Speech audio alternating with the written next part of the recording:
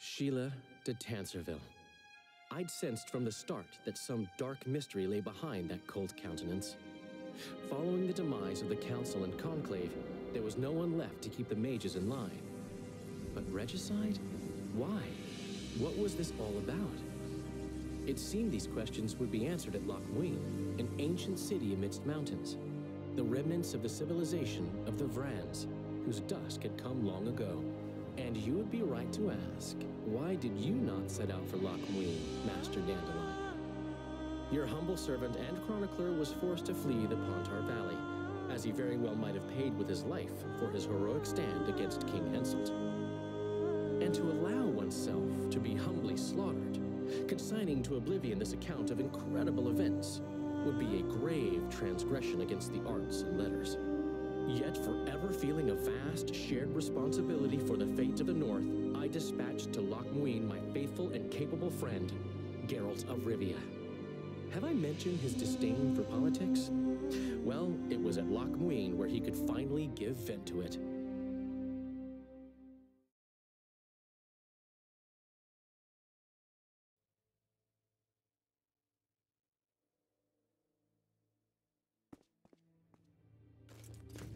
Has Radovid's messenger been by? Yes, sir. And what did he say? Temeria cannot survive. The kingdom will be divided. The nobles are riled. Constable Natalis stands on shaky ground. The loyal old Natalis will get kicked in the ass. How predictable. They nearly reached an agreement, but without Foltest's daughter, it didn't work out. Perfect. Are the quarters ready? There is a little problem. Then we must look at this problem.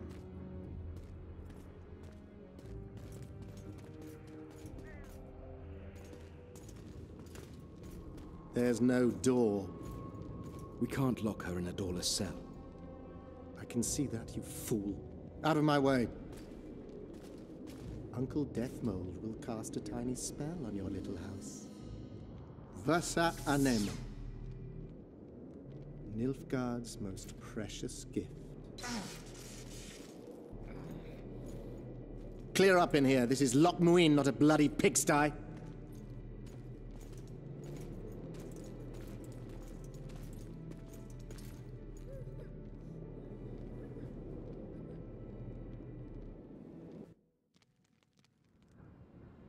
Oh, bollocks, Geralt.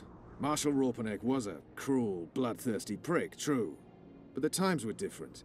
He had his men murder every last elf in Loch Muin. For years, Yorveth and his ilk have been using that banner to wipe their asses clean of the shit they do. In wartime, a commander's forced to make all kinds of decisions. It's as simple as that. Yeah, and I'm sure it lay really heavily on Raupenek's conscience. Bollocks again. I've already admitted he was a prick. Are you defending the Enshe? They've got barrels of blood on their hands as well. With the Vrans gone, we had to safeguard this source of the power, safeguard this historic city. Huh, elven drivel. Heaps of lizard-like bones were found in nearby caves, all bearing traces of sword cuts. Think what you will. I'm more interested in the city's current inhabitants. Why am I worried you're going to do something really stupid once we get there? Above all, I'll find the cure to my suffering. Deathmold was just a pawn in Henselt's hands. Deathmold is a bloody murderer, and Henselt was a king. A king I killed. He didn't believe I'd do it till the very end. Nor did I. It's not something I want to discuss again. I don't know if I'll ever strike those images from my mind, but I know I don't want to talk about it. Taking revenge on Deathmold won't change a thing. Oh, but it will. The ghosts of my comrades will drink to my health.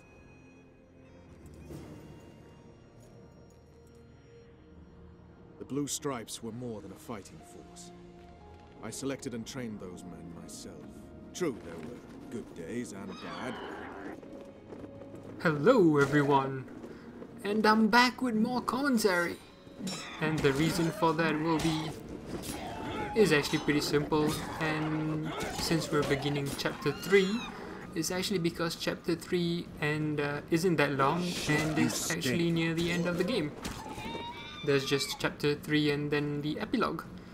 I thought there were going to be like 5 chapters in the game because that's how it was in the first game. You also lost your king, Vernon. Don't forget why you embarked on this mission. I haven't. If Letho and Sheila are it... Anyway, so we're still doing all the editing and basically fast forwarding of the story just to get to the main plots. Knights of the Order. This is the last place I'd expect to see Knights of the Flaming Rose. They're here with Radovid. After losing their foothold in Temeria, they rebuilt their position at the Redanian court. You best stay out of sight. You never know with those bigots. Yeah, we also had a little disagreement recently. They could be holding a grudge. I'll explain that your presence in Loch Muin is necessary. What now? What can we expect to see in the city? Separate camps, buffer zones, and frequent patrols. Well, that's how it should be organized if those mages from the Conclave have any sense. Ah, another area of your expertise. The Peace of Sintra was signed on April the 2nd, and all around was quiet, calm, and orderly. If you don't count Henselt's roars and the all-night festivities of the Mahakam Volunteer Army. And the common folk were positively thrilled with the parade that followed. Yet, not one of those fuckers even knew that I, and a few others like me, spent a week poring over the city map and devising a way to keep those crowned idiots separate, just in case one decided to deal the next blow in a long-standing feud. In any case, I hope to see something similar here. Relax. The mages want royal gold. They'll make sure all the sources of financing remain alive and present, at least until the inevitable quarrel over the Pontar Valley breaks out. Well, we'll see if there is indeed a way where there's a will. If we're separated, we'll meet up again in the main square. Fine.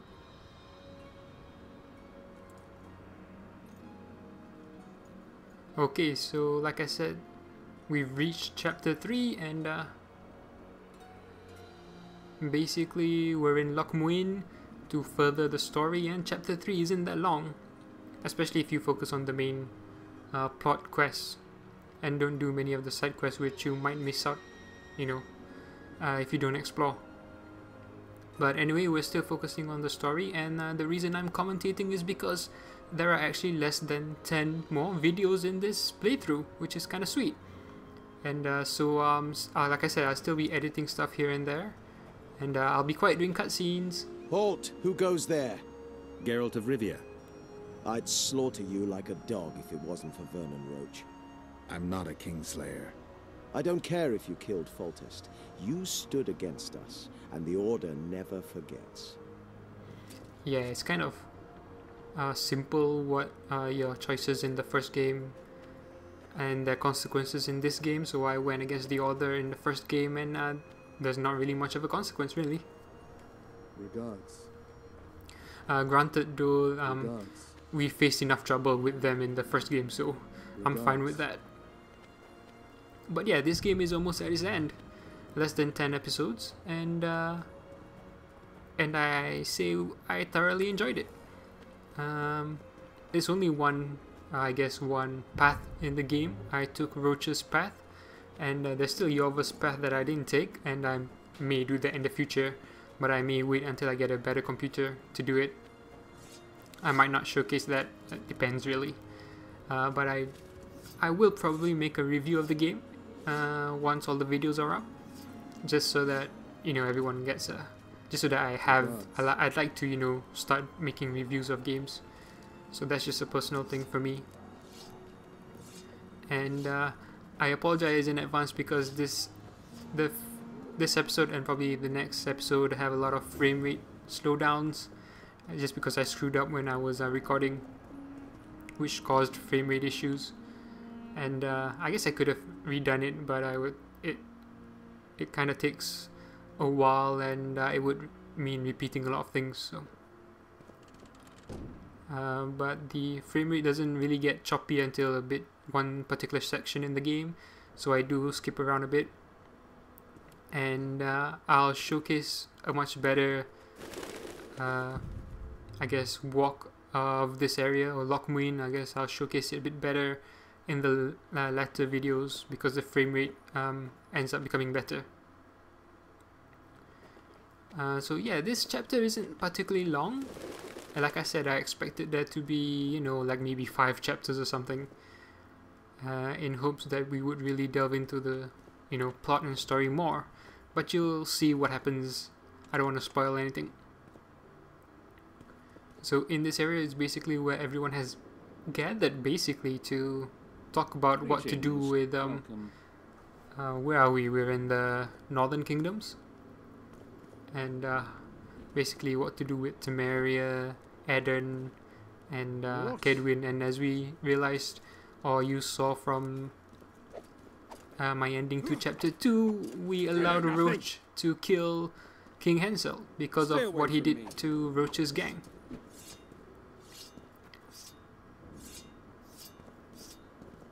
I don't do a lot of exploration in this chapter either, but it's all still real good, I think. At your service. But I still won't talk too much if I don't have anything to say. So here I'm just running around. I guess this isn't too bad frame rate wise.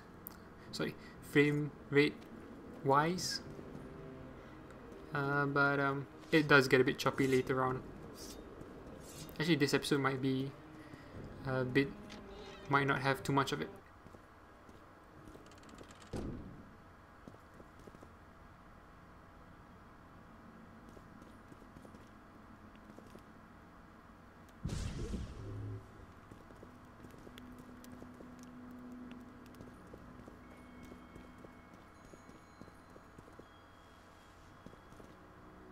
Baron Ravenin Kimbolt, I presume. Does that Witcher's Code of yours exempt you from court etiquette? Does it grant you the right to speak to the Highborn without being asked to do so? I guess I don't need to introduce myself. Oh no. I know who you are. Geralt of Rivia. Foltest's other favorite hound alongside Roach. Not purebred. They say you bring trouble wherever you appear. What'll happen to Temeria? Is that a note of nostalgia I hear in your voice? Remembering your service under Foltest, or recalling some romp in the sack with the royal advisor? Whichever it may be, spare me your courtesy. You don't care a lick about my country.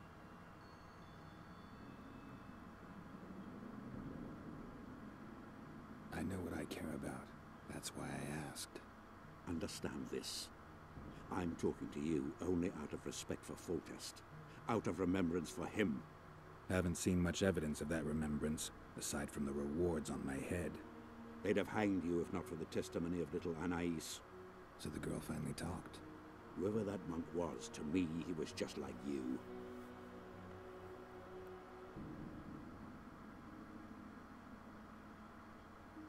I take it you sit on the Council of Regents. Not for much longer. Why's that? The council will become obsolete. Temeria is a country one rules with a crown on one's head, or not at all. A lot of people are out to don that crown. But few have the right. As Foltest's cousin, the throne should be mine. Or the royal daughters, Anais Lavalettes. Dark will be the day when we are ruled by bastards. The nobles have decided to share power. You said it yourself, Baron. In a crown or not at all. Temeria will be divided into provinces. A shameful end to the monarchy. A shameful end to the country.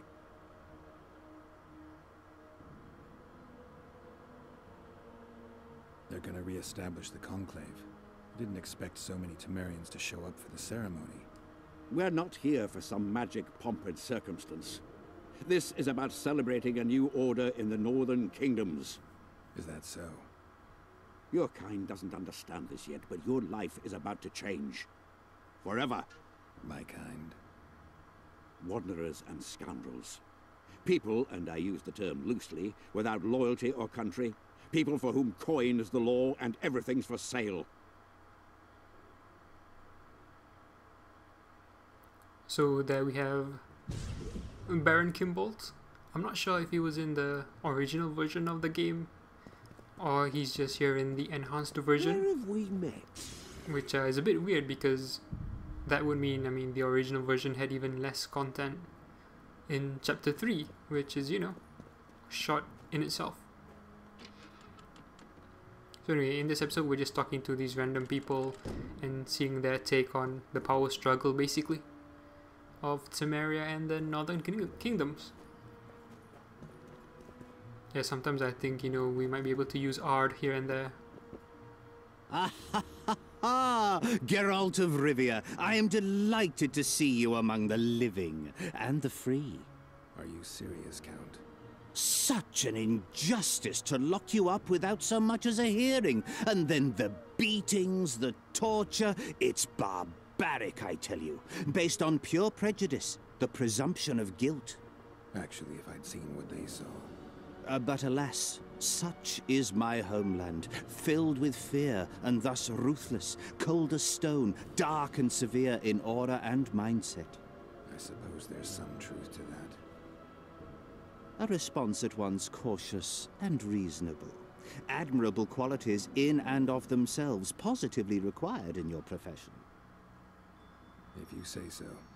But tell me, Witcher, what brings you here? Are you nipping at the heels of Foltest's killer, close to beheading the wretch, as I expect is your style? Do you require my assistance? I just have some questions, Count. Well, ask away by all means. I am finding you a skilled, if slightly reticent, conversationalist. I've got to say you stand out, Count.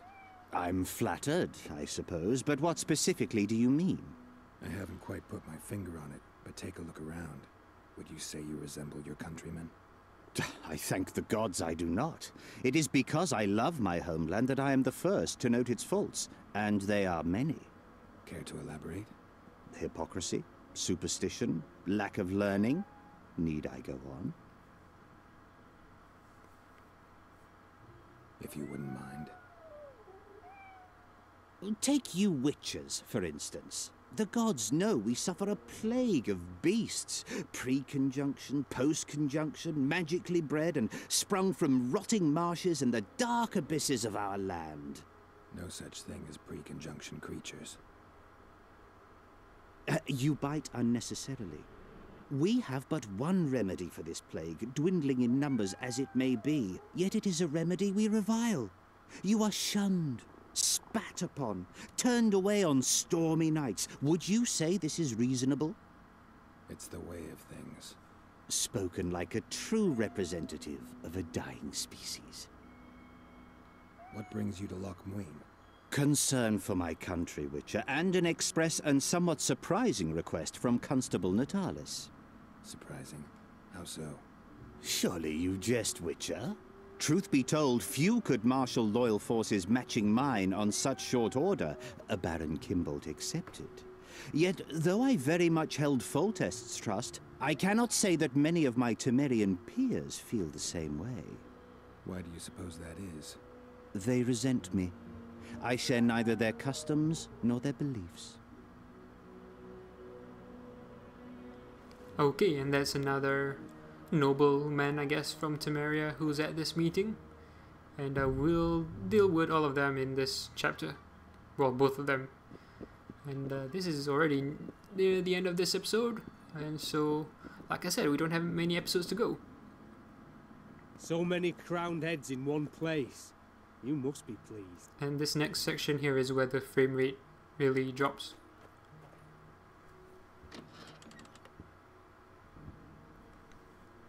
So I apologize for that again.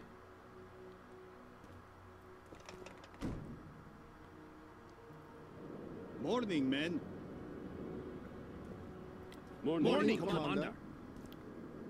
So basically in the next episode we'll be talking to Company Vernon in. Roach. Tension! And then doing stuff related to the main. Know what attention means, you fool? Aye, sir. Here I'm just listening to these. I think Where these are are you Nilf from? Guardians.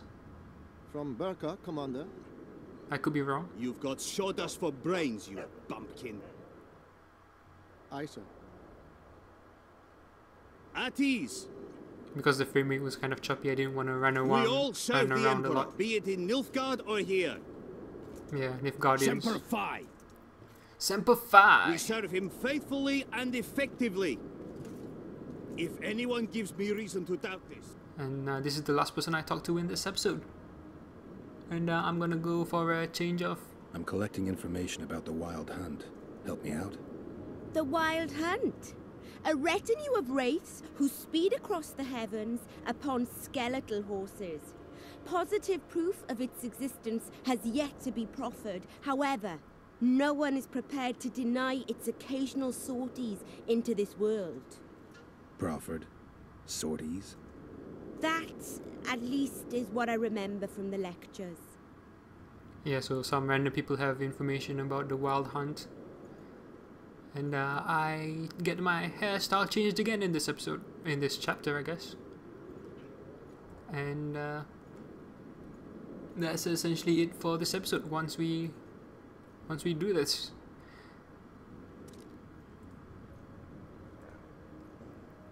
it looks. I like the look. And that's all for this episode. Thanks for watching, and stay tuned for more.